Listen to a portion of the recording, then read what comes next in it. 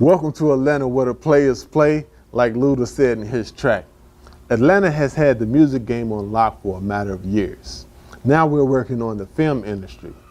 On today's show, we will be talking to a couple gentlemen about their challenges as well as what they have going on in their future in the film industry. I am your host, Kayan, and this is Men Do Talk. Yeah. Hey, you know I got a testimony, right? I mean, I was just thinking about where I was at in life before I gave it up to God, and where I'm at now. You know, it's been good to me. Let's go. Used to be smoked out, drinking whatever I could swallow, knowing that I'm sinning and still blessing the bottle. Living with no direction, just chasing after the high. Stuck in the Great Depression, the lowest point in my life. Dying to break free, but was imprisoned by my pride. Plotting the great escape from this jail within my mind. My thoughts were like an... All right, fellas. With Black Panther grossing over $1 billion, black movies are hot right now. Can we maintain our presence? Absolutely, I think we can maintain our presence. I mean, we got to think about it. Like, Black Panther came out. It's a hunger for it. Because, first of all, you got to look back into the 70s. They had black exploitation back then. We was dominating in the 70s. You know, with what was that movie? Cleopatra Jones, Dolomite, Dolomite, come on. Like, everybody, and now we coming back. Everybody want it. It's just like whatever goes around comes right back around. It's our season, and we got to take advantage of the wave. You know what I'm saying? Get to a surfboard and keep on riding. We got to push it. Yeah, I mean, I definitely agree that this is a season where I think there's a thirst and a hunger for different voices. Yeah. You know, I mean, even, you know, it's been a long time coming for us to have some of our voices that are different and that are done by our artists. You know, exactly. Black writers. But I think, you know, when you see what happened this year to Crazy Rich Asians as well, there's a need for other voices. They want to hear other type of voices, and particularly in our case, I think it's a great thing, but I'm always cautious. Yeah. And the reason why I'm cautious is because, like you mentioned, in the 70s we had blaxploitation that went away.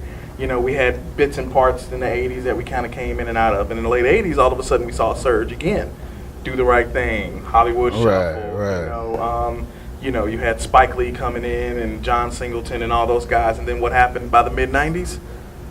All of it's gone. You know. Well, see, what you got to think about when that was going on, like, you had the John Singleton, you had the Spike Lees. I think right now with today's technology and the fact that people are all making up their own movies and stuff like that, you have other avenues and other ways to exploit yourself and get yourself out creativity, you know, creative-wise, to create a buzz. You can get your own thing going. Like the music industry, you know, they used to have this record is this. Now you can be your own R&R. So, I mean, I think technology is a good thing, and also it can be a double-edged sword. Yeah, and I agree with you. And I think I think my main point is that, you know, I want us to, yes, take advantage of the moment we're in, but create ability to keep this going. Right. Because I don't want it to fade away. You know, because I mean, I'm a 90s kid. I mean, 80s, but technically 90s kid. And I grew up where I could turn on the television and I can watch Living Single, Martin, Fresh Prince of Bel-Air, things like that. I saw my people. Right. And I also can go to the movie theater and see my people, whether it was Boys in the Hood or New Jack City or Menace to Society or Friday. I shouldn't have been watching none of those. Right. I saw those, but then after a while, it went back. And then we saw it in the 2000s again, then we went back again. So my hope is that we're able to, that this is a sustainable thing and not a 10-year fad that we're going to have to fight for again in 10 years. Think about it this way.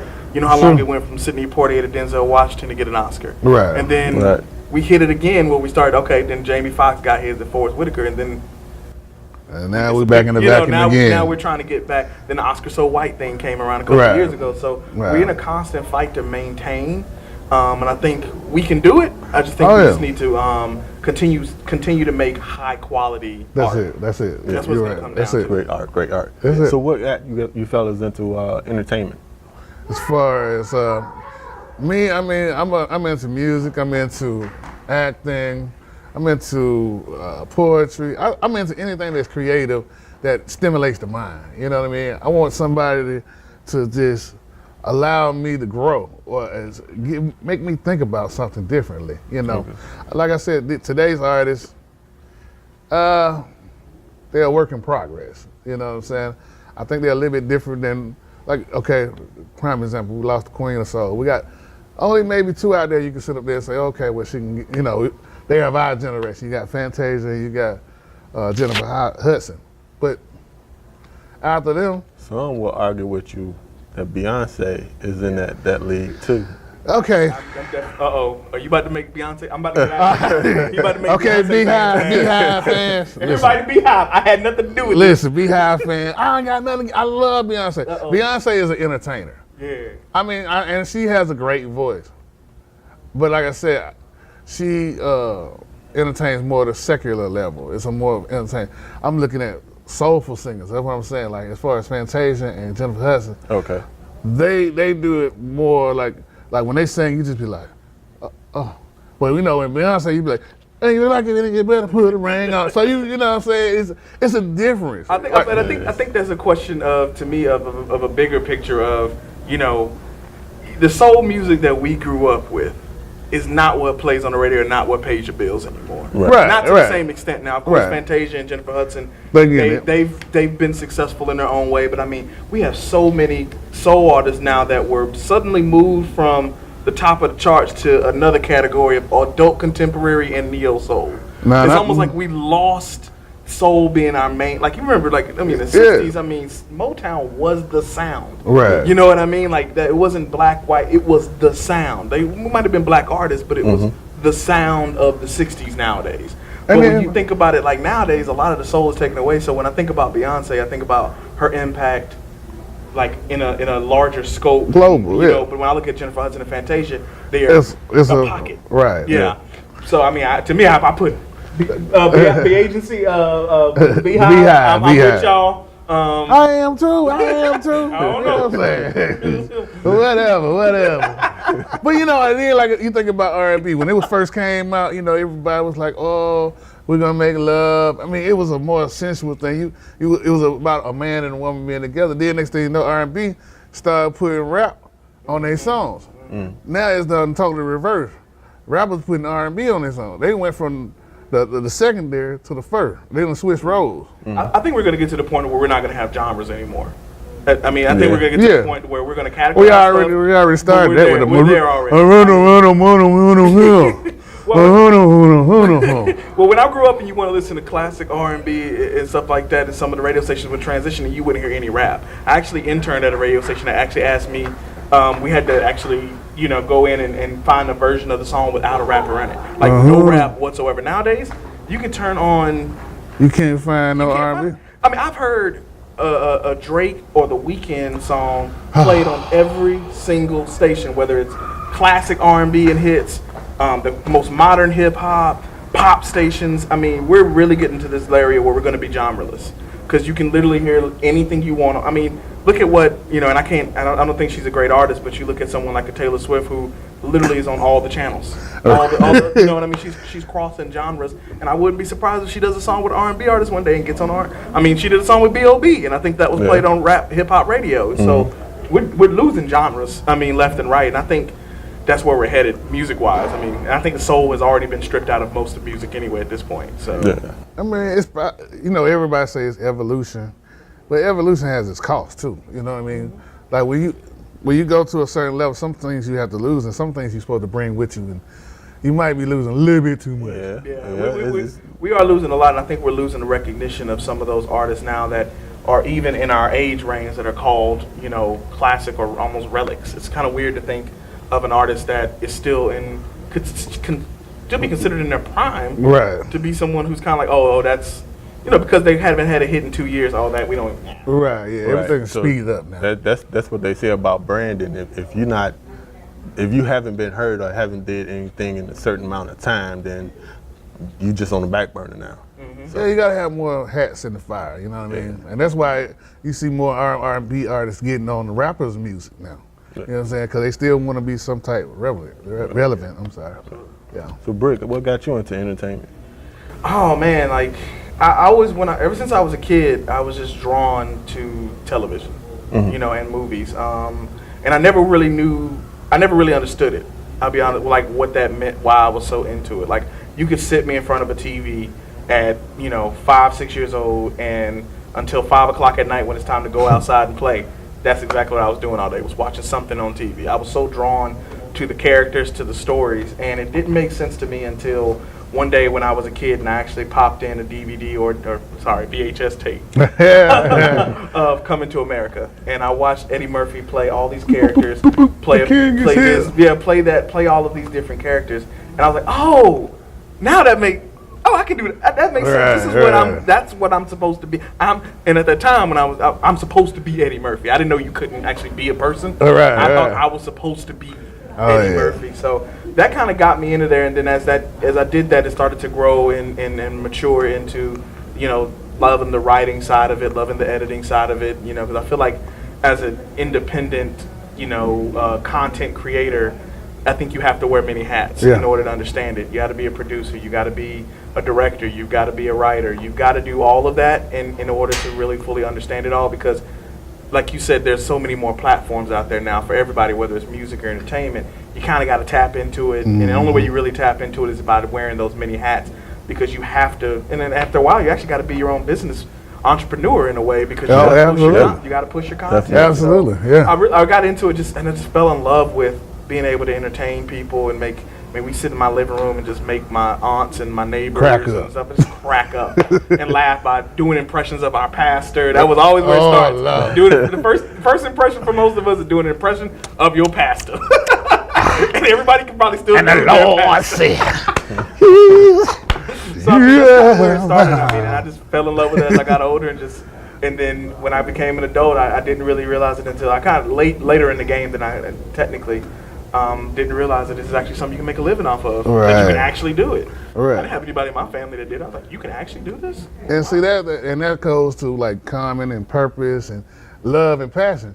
He was saying he discovered that before he discovered it. You see what I'm saying? Like it turned into a business afterwards, but it was a passion. It was something that he wanted to do and loved to do every single day. Like when you do something just for the love of doing it, it's like, oh, I can get paid for that? I mean, it was the same way for me. It was the same way for me, because it was like, man, why you ain't doing this? Why you ain't doing that?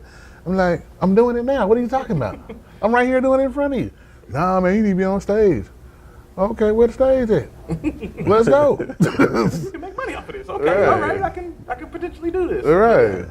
So what's one thing that could have just ended it all for you in the industry? Me.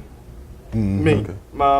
The fear of rejection, the fear of failure, the fear, all of the fears that come with it, the fear of not, succeeding in a general sense is probably what can stop you. I didn't have I'm fortunate and blessed that I didn't have a lot of, detractors in my life. My mom was really supportive. My late father, he was very, very supportive of what, me wanting to actually pursue it. My mom went to every horrible high school play that I was in. Most of them were bad. You don't know that till you're an adult and you go to like high school plays and you're like, ooh, was I that bad? Right. Ooh, God. So I mean, little paper hats and costumes and stuff. Was it? Ooh, It was a wally flower. What was this? So I mean, I'm fortunate. So really, the only person that was holding me back was me. I waited probably longer to get into the game, because I was afraid of what if I don't make it. And now it's more like, okay, when am I gonna make it, or when is it gonna, or what's it gonna look like? What is it gonna look like? I don't know what it's gonna look like. Yeah, because you already made it. Yeah, it's a journey, but you don't know what it's gonna look like. So I think I'm the only obstacle in my way. I agree 100%. I mean, like I said, like when you look for level of success in this business, you're looking at, I mean, like, your end goal, or what you want to do, is you want to be able to wake up and be like, okay, this is what I want to do today. I don't have to go to work. You know what I'm saying? Like I said, being on the set or doing things in your field, we don't consider that as work. That's not work. That is just our profession. This is it's like breathing. Okay. This is what we do, But when we doing anything else, it's like, oh man, I gotta clock in. Man, I gotta drive over here. Goodness gracious. I don't feel like going. Right. I'm sick today. Right. My toe hurt. Yeah. I got gout. I can't walk.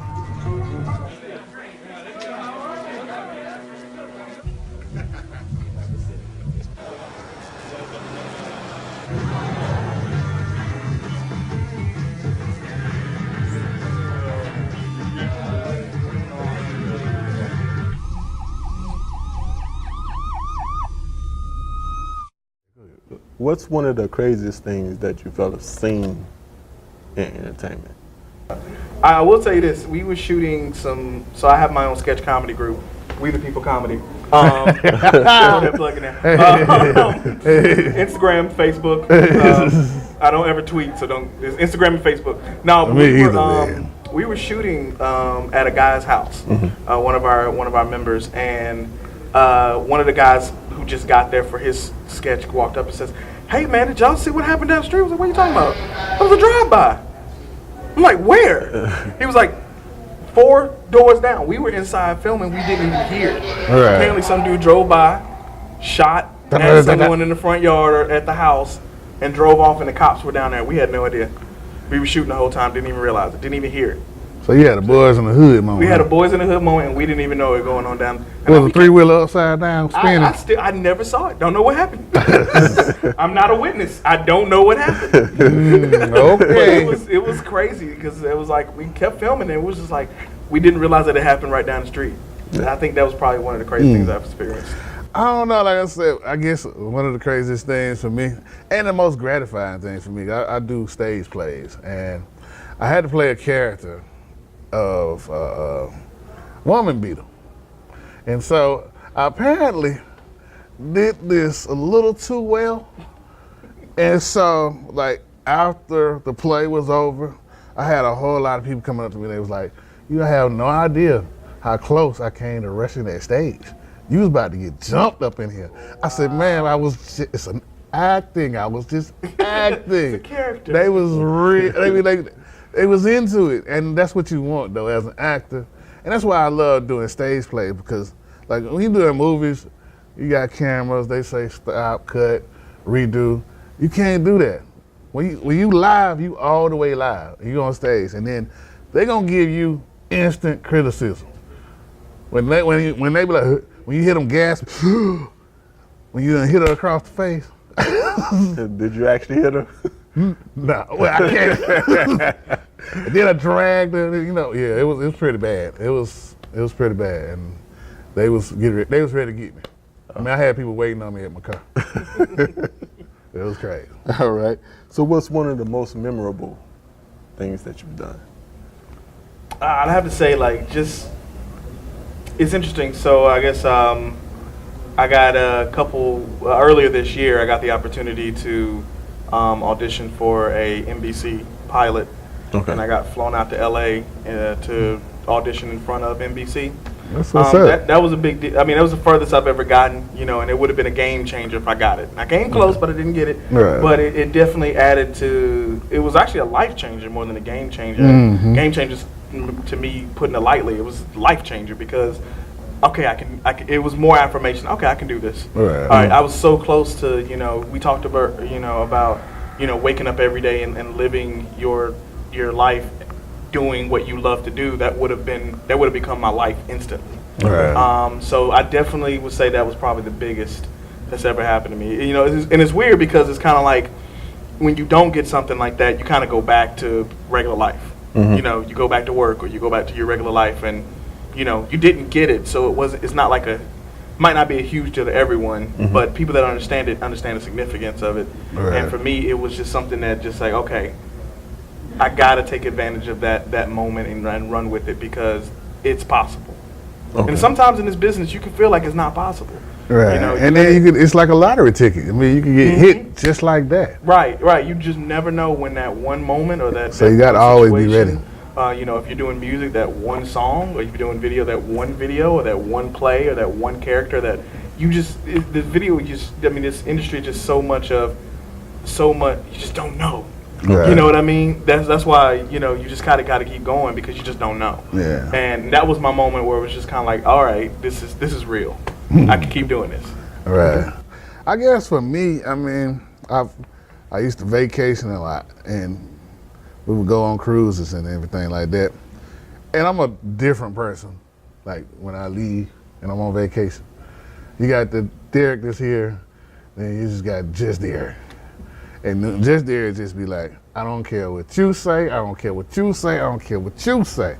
I'm finna do this, and that. And so we got on the cruise. I was on the cruise for 7 days. So I threw my own bathrobe party. I had to promote it. Now I went around, what's it called? I'm talking about I'm dancing with people on the top. I'm grabbing old ladies. We don't. So I had all that going on. I went to karaoke. I was promoting it. Now this was on the Sunday that we got on the ship. Mm-hmm. I decided which club I was going to do that because everybody had a bathrobe in their room. Mm-hmm. So it's like, hey man, why don't we just throw a bathrobe party? So I went around and promoted for the last 2 days, and then come Wednesday, we walk up in the club with a bathrobe, and the security was like, "No, you can't come in here." And so the people that was in there, I mean, it was like literally, it was majority white and black. They was like, "Oh, you was for real?" They was like, "Wait."